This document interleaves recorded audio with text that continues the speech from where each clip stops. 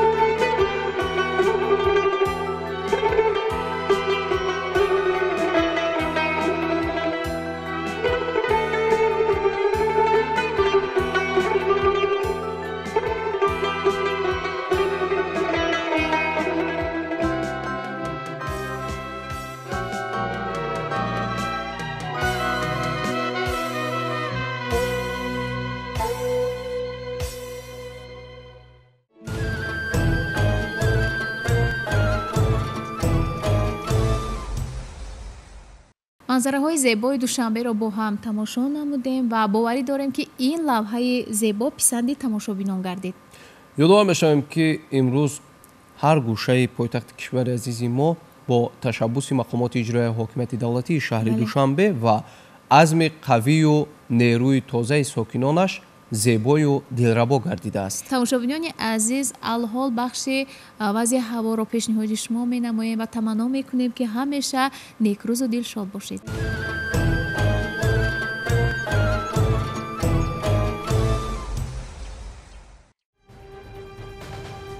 دوشنبه در کوتاه‌ترین فرصت به یکی از شهرهای زیبای نه تنها تاجیکستان بلکه منطقه تبدیل یافته است. طرح زیبای بناهای دوشنبه که در آنها صنعت معماری شرق و غرب آمیزی شفته است، توجه هر مهمان را به خود جلب می کند.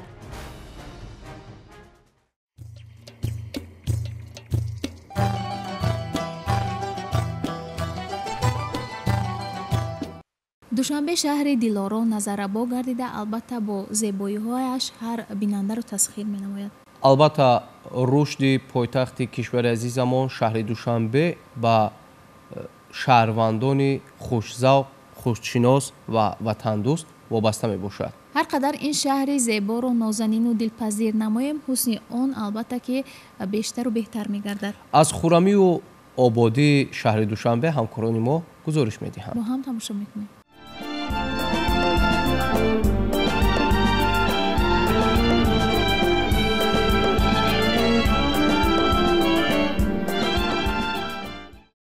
خلق تاجیک در طول تاریخ چند هزار ساله خود شهر و پایتخت‌های بنیاد کرده است که مورد توجه عالمیان بودند. سنت‌های شهرداری، صنعت معماری و گلستان و باغستان‌های آفریده است که خصوصیت ملی بشری دارند که تا زمان ما باقی ماندند. دوشنبه برحق میراث بردار آنهاست. امروز که تاجیکستان همچون دولت مستقل دموکراتی از جانب جامعه جهانی شناخته شده است، مسئولیت شهرداری نیز به تدریج می‌افزاید. زیرا دوشنبه پایتخت دولتی مستقل و کامل حقوق بوده، در این شهر دلها چراغ صدق و صفا فروزان است. در خیابان‌های منفرش و کوچه‌های گلپوش مرکز پایتخت تاجیکان قدم می‌زنیم و چشممون به باغ فرهنگی فراغتی استاد رودکی می‌افتد. افتتاح این باغ باعث خوشنودی و صفای ساکنان دوشنبه شهر گردیده. طرح آرایشات باغ از طرف طراحان و آرایشگران متخصصان ساحه باغداری و گلپروری خیلی زیبا و مجلا گشته جوابگوی همه طلبات‌های معماری میباشد که نظیرش در جهان کم دیده می شود. مخصوصاً فواره های رنگینش که شبانه فروزان می گردند و درختان سایه افکن و نادری همیشه سبزش، گلهای رنگارنگ موسمیش، سبززارانش توجه بیننده را به خود جلب نموده، از تماشای آن نمی توان ساعتها چشم پوشید. چراغک های برقیش که در راهروها و گرد و اطراف باغ نصب گردیدند به قلب ها روشنی می بخشند. البته همه این زیباگی ها بنیاد گلگشت های نو در مرکز شهر این ادامه کارهای سازنده شهرداری به حساب می رود. هیکلی با وقاری یکی از بزرگان علم و فرهنگ، سردفتر ادبیات کلاسیکی تاجیک آدم و شعرا ابا عبدالله رودکی به چشم می رسد که گویا به ما گشته و برگشته تاکید می کند. بیروز تجربه روزگار بهره بگیر که بهر دفع حوادث تو را بکار آید. کمی از باغ پایانتر و تشبث اساسگذار صلح و وحدت ملی پیشوای ملت پرزیدنت کشور محترم امام علی رحمان مجمعه اسماعیل سامانی در پایتخت دولت تاجیکان قد افراخته است که این دیار دامنی گردون را از هر بلا و قضا چون دیوار بزرگی گردیده است. در گرد و اطراف باغ گلهای رنگارنگ مثل قالین پرنقش و نگار است که به بیننده احساس خوشبینی و خوشحالی را القا می سازد. 13187 عدد درختان محلی و 2161 عدد درختان خارجی عبارت می باشد.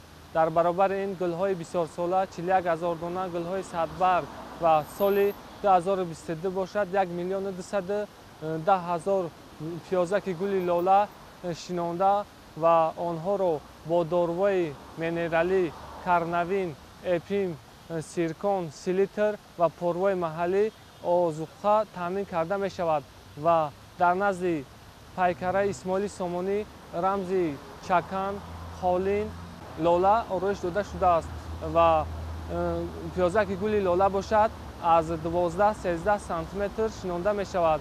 ما با رهبریت مؤسسه با کارگران مؤسسه برای آبادانی شهر دوشنبه سعی و کوشش نموده استودیم. این چنین گل‌های میخچگل، تاج خروس، ویولا، سالویا، لیوانی، صدبرگ، نیلوفر و دیگر نمودها شناخته شده‌اند که به چشم نور و به قلب‌ها سرور می‌بخشند.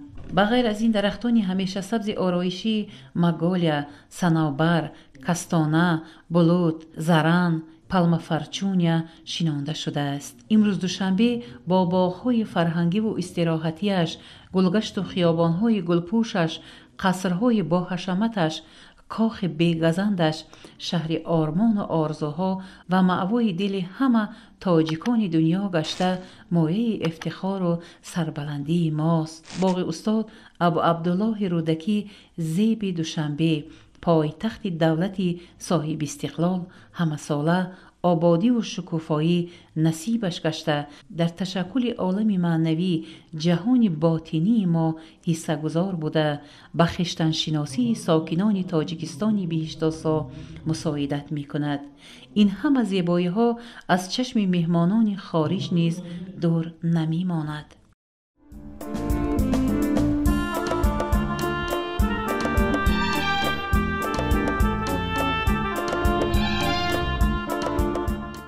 بیننده‌های عزیز، برنامه صبح تاجیکستان ادامه دارد و در این قسمت برنامه در مهمانی برنامه ما حضور دارند جلالالدین نورزода، معاون دایرکتور مؤسسه دولتی کتابخانه ملی تاجیکستان.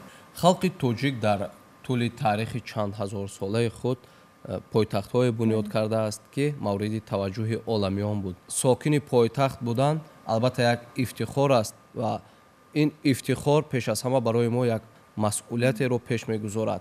از نگاه شما این مسئولیت چگونه است؟ من افتخار میکنم که در زمان استقلالیت، در زمان دولت سازی ما راهبری عالی کشورمان پیش از همه با سیما و صورت و زیبایی شهر دوشنبه بسیار اهمیت جدی دادند و با تشبث راهبری عالی کشورمان دوشنبه یکی از سیماهای زیباترین دوران استقلال را به اینقدر دوشنبه خوشرو، پیراسو، آراسته شد. اینقدر خانه‌های بلند آشیانه، قصرهای فرهنگی، قصرهای ورزشی، پرچم، نشانهای زیبا در زمان استقلال بنیاد شد که الک شهرت و شهامت شهرداری ما و شهرت و شهامت دولتداری ما رو ما واسطه پایتختمان شهر دوشنبه در زمان استقلال معرفی کردیم. باعث افتخار است که در پایتخت کشوری ما جلسه های بین المللی سطح جهانی برگزار میشن و در سطح بلند برگزار میشن که اینها بار دیگر ملت ما رو به جهانیان معرفی میکنند. دوشنبه به یکی از شهرهای گلپوش زیبا در عرصه جهانی معرفی شد. فرزندان کوهستان و لاله را در کوهستان احیان میدیدیم، ولی در زمان استقلالیت اینقدر دوشنبه لاله‌زار شد، اینقدر لاله‌های سبز و سرخ و بنفش و دیگر لاله‌های زیبا که در دوشنبه در این فصل بهار میخندند و مردم را اینقدر روح بلند میکنند. من باوری کامل دارم که در نهاد مردم حسی زیبا پرستی افتخار ملی را بالا میکنند و ببینید که در زمانش همون سیدای نصیفی گفته بود که لاله را گفتم سیاه دل بودند از بهر چیست، گفت من صحرانشینم شهر را کم دیدم. ولی امروز من میبینم که اینقدر لاله ها خندان و شکوفانه و از لاله ها میپرسم که لاله را گفتم چرا تو اینقدر خندیده؟ گفت در کوه بودم و من را به شهر آوردند. زینه به زینه فرهنگ مردمی ما را راهبری عالی کشورمان در زمان استقلالیت بالا برداشتند و اگر ما جوانان دوران سالهای 90 با جوانان دوران استقلال اگر مقایسه کنیم، الک جوانان دوران استقلال اینقدر با فرهنگ، اینقدر شعر و داستان‌های زیاد از یاد میکنند و آنها در یک نوبت دانشجو در تمام کشورهای عالم پی تحصیل مشغولند. در نوبت دیگر همین تاجیکستان، همین شکوفایی و همین تنجی و آسایشی کشوری ما را معرفی میکنند که من از این افتخار میکنم. پایتخت کشور مکانی برگزاری چهاربینی‌های فرهنگی و سیاسی سطح جهانی بوده. میان دولت‌های دیگر البته که امترین شهر اعتراف شده است. در این مورد چه اندیشه دارید؟ امروز کشوری عزیز ما شهر دوشنبه و تاجیکستان عزیز ما در قطار 10 دولت امترین دنیا جای دارد که امروز در دوشنبه اینقدر امن و ثبات و در تمام قلمرو جمهوری تاجیکستان حکمفرما است که مردم به پی کار هستند، با لب پرخنده کار میکنند، با سازندگی و آبادکاری مشغولند که باید از این ما افتخار کنیم. همین از برکت وحدت ملی است که راهبری عالی شما آن را با نقد جان برای ما تحفه کردند و ما نسل نورسول جوان و کل مردم شهر دوشنبه و شهرداران شهر دوشنبه را ضرور است که این وحدت ملی را چون گوهری که چشم احتیاط کنیم، آن را چون گلدسته ارغوانی به نسل‌های آینده تقدیم کنیم و در آن کشوری که امن است و ثبات است و وحدت ملی است، در آن کشور شکوفایی و سازندگی به وقوع می‌پیوندند. و امروز من افتخار می‌کنم که شهردار شهر دوشنبه اینقدر یک جوان сиёсатмадор, ин қадар ҷавони созанда ва ободкор аст ки имрӯз тамоми кишвари мо аллакай иттилоъ доранд ки шаҳри Душанбе аллакай симоашро дигаргун кардааст, вале аз қишлоқҳо таи чанд соле ки ба Душанбе сафар накарда бошанд, вақте ки ба Душанбе меоянд ва Душанберо онҳо дигар хел мебинанд ва дар кӯчаҳои Душанбе баъзан раҳгум мезананд. ин қадар биноҳои баландошиёна, ин қадар парчам, ин қадар боғу гулгашту хиёбонҳо ва аз ҳама муҳимаш ин аст ки ҳамаи ин тарҳи Душанбе, симову сурати Душанбе аз ҷониби роҳбари олии кишваро мо дастур дода мешавад, идеи он кас роҳандозӣ мешавад ва ба ташаббуси он кас бинед ки ин қадар боғҳо, ин қадар гулгаштҳои зиёд бунёд шуданд. ҷавонони Тоҷикистон хушбахтарин ҷавонанд. онҳо вақте ба китобхона медоранд, китоб мехонанд, хаста мешаванд. вақте ки ба берун он ин қадар гулгаштҳои зиёд, боғи рудаки, боғи куруши кабир, боғи устод айни вақте дар ин гулгаштҳо мегарданд, ҳамон хастагишон рафт мешавад. вақте онҳо саҳар мехӯянд дар назди хонашон варзишгоҳҳои хеле замонавӣ онҳо тамрин мекунанд, рушд мекунанд ва тамоми олимони ҷаҳон ба ҳамин ақиданд ки ҳамон давлат пеш меравад, ҳамон давлат рушд мекунад ки бояд ҷавонони солим дошта бошанд. ва имрӯз ман ифтихор мекунам ки дар тӯли истиқлолияти давлатии ҷумҳурии Тоҷикистон зиёда аз 3000 варзишгоҳҳои хурду миёна бунёд шуданд ки дар онҳо зиёда аз 1 миллион ҷавонон тамрин мекунанд, машқ мекунанд, саломатшон рушд мекунанд ки бояд аз ин ифтихор кунем, аз ин сиёсати хиратмандону бобарору роҳбари олии кишварон ки ҳамеша сиёсати фарҳангиашон боло аст, ин қадар ба ҷавонон таваҷҷӯҳи зиёд доранд, бояд аз ин мо шукрона кунем.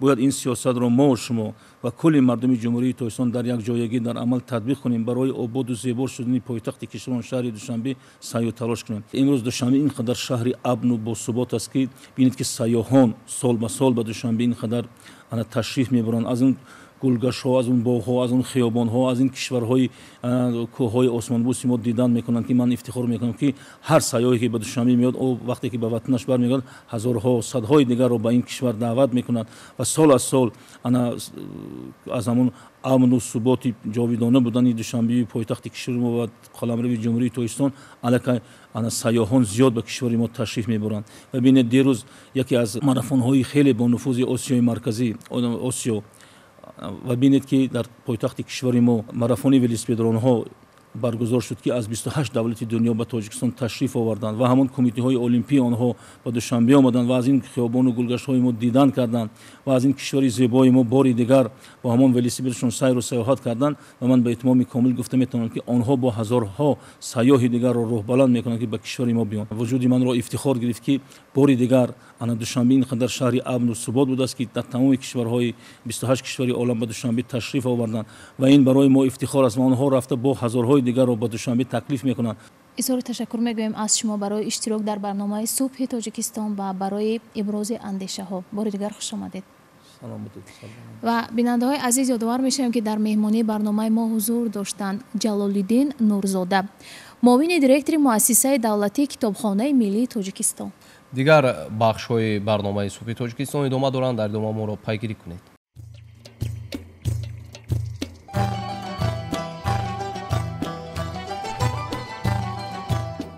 пойтахти Тоҷикистон шаҳри Душанбе имрӯз бо азму иродаи қавӣ ва албатта бо шахсони меҳнатқарину дурандеш тарҳи наву зебо дорад.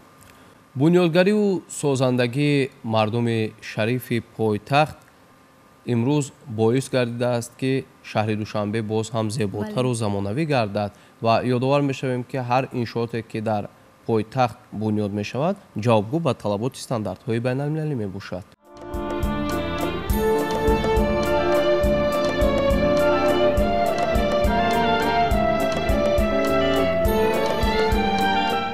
пас аз ба даст овардани истиқлоли давлатӣ ва ваҳдати миллӣ ба мардуми тоҷик имконият фароҳам гардид ки таҳти сиёсати созандаи роҳбарияти олии давлату ҳукумат дар арсаҳои гуногуни ҳаёти ҷамъиятӣ ба дастовардҳои бесобиқа ноил гардад. дар чунин раванди созгор ҷиҳати расидан ба ҳадафҳои миллӣ, корҳои ободонию бунёдгарӣ дар пойтахти ватани азизамон шаҳри Душанбе тамоюли бештар ва вусъати тоза гирифтаанд. татбиқи иқдомҳои созанда дар шаҳри Душанбе возеҳ месозад ки тоҷикон аз қадим шаҳрсозу шаҳрнишин буданд ва имрӯз низ эҳёи ин фарҳанги наҷиб дар ташаббусҳои созандаи роҳбарияти мамлакат бар аъло таҷассум мегардад. сохтмони биноҳои истиқоматии баландошиёнае ки дар кӯчаи Карамов ноҳияи Исмоили Сомонии шаҳри Душанбе воқеъ аст, аз силсилаи ҳамин ташаббусҳо маҳсуб меёбад. мешаванд. тибқи нақшаи сохтмон биноҳо бо ҷойгиркунии маркази савдову хизматрасонӣ дар ошёнаҳои аввал ва таваққуфгоҳи нақлиётӣ дар таҳхонаи онҳо тарҳрезӣ шудаанд, тавре ки мутахассисони ҷамъияти дорои масъулияти маҳдуди сипарком ки пудрачии сохтмон маҳсуб мешавад иттилоъ доданд, дар сохтмони иншоот технологияи муосир истифода бурда шуда ҳамаи сохтмончиён мутахассисони маҳаллӣ мебошанд. дар сохтмон коргарони маҳаллӣ ҷалб шуданд. خب محصولات هم باشد، محصولات وطنی. انشاءاتی که میبینید از 12 آشیانه عبارت میباشد که تخانه آن توقفگاه میباشد و بیناهای یکم و دومش مرکز سودا و خدمت رسانی از 3 تا 12 آشیانه باشد. خب آشیانه های استقامتی میباشد. کوشش میکنیم که در وقت ساعت مقرر شده انشاءات رو با استفاده سپاریم. آبادانی روز تا روز بیشتر شده است. در شهرمون در جواب به غمخوری‌های سرور دولت همه دانش و ملکه خود را استفاده برده در رشد کشورمون سهم خود را می‌گذاریم. мутахассисони ҷавон аз он изҳори хушнудӣ менамоянд ки дар ватани худ соҳиби ҷои коранд ва тамоми имкониятҳо барои фаъолияти босамари онҳо фароҳам оварда шудааст. курси 4 мехонам, аз рӯи ихтисосам дар ин ҷо кор карда истодам. мо шукрона мекунем ки ба муҳоҷират нарафта ҳаминҷа кор ёфта, сари вақт кор мекунем, маошамон таъмин мешавад. ҳар як ҷавон бояд таҷрибаи кофӣ гирад барои кор, برای پیشرفت دولت همه کار کنند. ما جوانان کوشش میکنیم در آبادی وطن عزیز خودمون سهم خود را گذاریم. کارگران ما در یک ماه پورا وقتی که کار میکنند در 15 روزگی کاریشون با اونها پیش پرداخت داده میشد و در آخر ماه باشد از روی حجم کاریشون پورا مبلغشون پرداخت کرده میشود. این مساعدت میکند که کارگران با مهاجرت نروند، در وطن خود کار و فعالیت کنند، معاش خوب میگیرند، سر وقت خب میتوانند که در وطن خود کار و فعالیت کرده زندگی خویش رو پیش برند. биноҳои мазкур 24 соат бо дастгоҳҳои аксу садобардорӣ назорат гардида бо интернети доимӣ пайваст мебошад. ошёнаи якуми бино ба пуррагӣ барои фурӯши молу маҳсулоти ниёзи мардум ҷудо гардидааст ва дар таҳхонаи он таваққуфгоҳи зеризаминӣ ташкил карда шудааст. албатта барои ҳар як шаҳрванди худогоҳ ҷараёни босаботи корҳои ободонӣ дар шаҳри душанбе боиси хушнудӣ ва шукргузорӣ бепоён аст. сохтмони биноҳои иншооти таъиноти гуногун аз як тараф шаҳри душанберо ҳамчун симои давлату миллати тоҷик зебову замонавӣ мегиранд, аз ҷониби дигар барои зиндагии шоиста ва сифаттан нав имконият ба вуҷуд меоранд. аз нуқтаи назари иқтисодӣ бошад ҳамоно дар марҳилаи сохтмони чунин иншоот ва пас аз анҷоми он дар корҳои идоравӣ шаҳрвандон бо ҷои кори доимӣ таъмин мешаванд ва ин омил ба фароҳам гардидани зиндагии арзанда заминаи боэътимод мегузорад, чунки ҳадафи меҳварии иқдомҳои ободониро фароҳам овардани зиндагии шоистаи мардум ташкил медиҳад. месазад ки бо ақлу андешаи хушбин ба иқдомҳои неки роҳбарияти мамлакат дар атрофи давлату ҳукумати худ муттаҳид шавем ва нагузорем ки манфиатҳои милливу давлатӣ аз ҷониби афроди худкомаву ҷаҳолатпеша поймол шаванд. ин тадбир мояи ифтихормандиву саодати рӯзгори ободу осода хоҳад шуд.